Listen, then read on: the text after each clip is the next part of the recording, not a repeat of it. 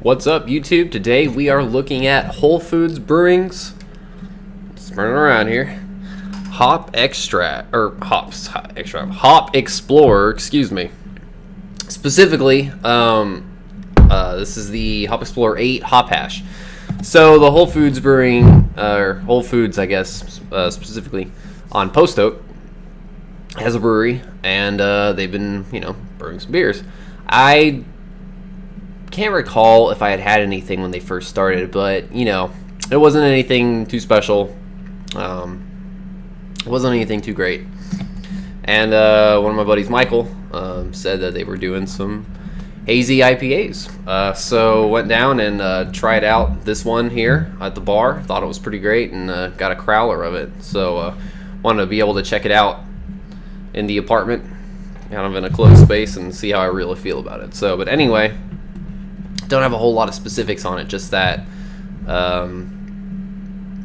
actually I don't really have any specifics at all. Didn't really talk too much about the beer itself. It says hop hash. I'm wondering if they actually use kind of like what Brash did with I don't know, probably not a keef. They could have been a hop keef, but anyway, I'm not too sure. No specifics on it, but let's get into it and check it out.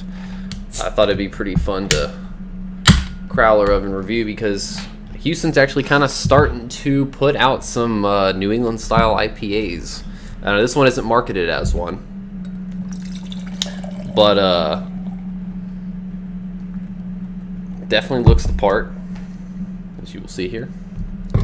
But anyway, there's a few breweries. I'll talk about that a little bit here in a sec. Actually, I think after the video. But so pours out a pretty huge frothy white head at this light. Well, kind of a not really a light, but sort of a just slightly deeper orange color to it. Very hazy, of course, as you can see. Looks very much the part. Maybe just a little bit darker than some of the Treehouse Trillium beers, but very, very much looks the part. So pulled this out of the fridge, still a little bit cold, but I've got 32 ounces here, so plenty of time to drink this as it warms. But check out the aroma on this guy.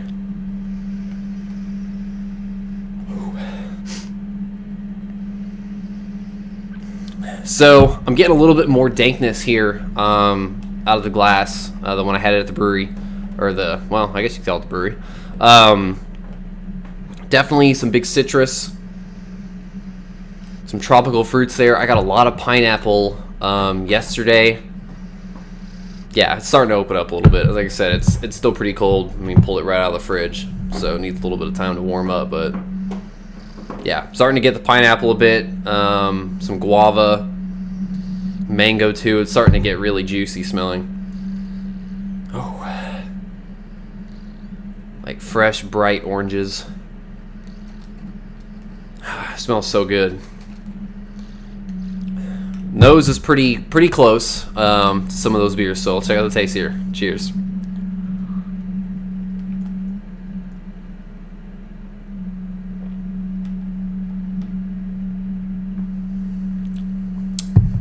Oh, wow. So the first thing I'm noticing as a difference of when I had it on draft is that the mouthfeel is spot on New England style. Really soft, pillowy carb, very full feeling. I didn't get that at all yesterday. Definitely had more of a West Coast feel to it, or a traditional type feel to it yesterday. A little bit more prickly carbonation. Did soften out a little bit, but man, out of the crowler is just excellent. But for the taste,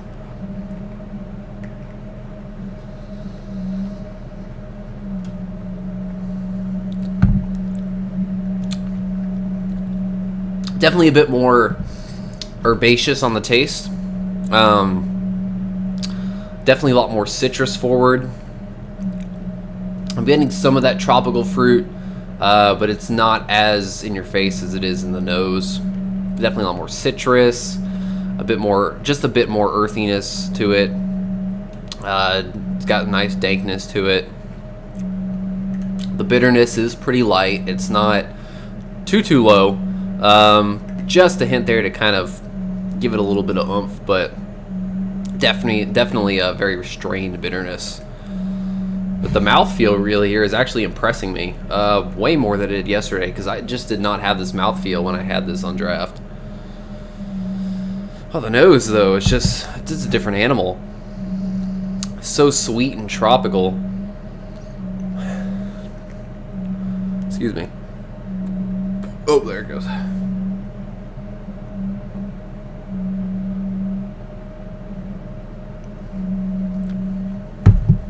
I think it might come out a little bit more as it warms.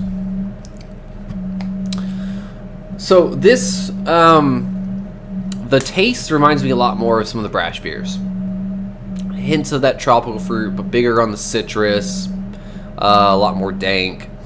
The nose is a different animal. Smells almost like anything that would come out of New England. Very similar to some of the,